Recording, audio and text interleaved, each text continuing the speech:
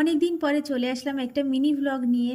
আজ আমাদের এখানে হাটবার ছিল, তো হাট থেকে অনেক সবজি নিয়ে এসছে। তো সবজিগুলো আমি এখন নামিয়ে নিচ্ছি, আর এখানে অনেক পেঁয়াজ নিয়ে এসেছে, আর বাকি সবজিগুলো আমি নামিয়ে নিলাম। কিছু সবজি যাবে ফ্রিজে, আর কিছু সবজি থাকবে এই ঝুড়িটার মধ্যে। তো সবজিগুলো আলাদা আলাদা করা হয়ে গেছে। আর আজ হাট থেকে বড় একটা মাছ নিয়ে এসেছে।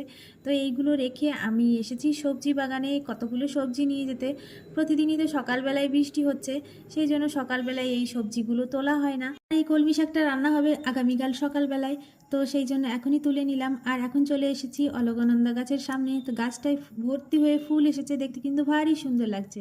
তো বাড়ি এসে কলমি শাকগুলো ভালো করে ঝেড়ে পরিষ্কার করে নিলাম, আর এখান থেকে প্রচুর বালি বেরিয়েছিল, তো যারা বালিটা ঝাড় দিয়ে দিলাম। আর এই দেখো, মাছগুলো বানানো হয়ে গেছে। এখন আলাদা আলাদা কন্টেনারে রেখে ফ্রিজের মধ্যে রেখে দেবো। এরই মাঝে হয়ে গেছে সন্ধ্যা। ভিডিওটি ভালো লাগলে চ্যানেলটিকে সাবস্ক্রাইব করে লাইক কমেন্ট শেয়ার করে দিও। টাটা।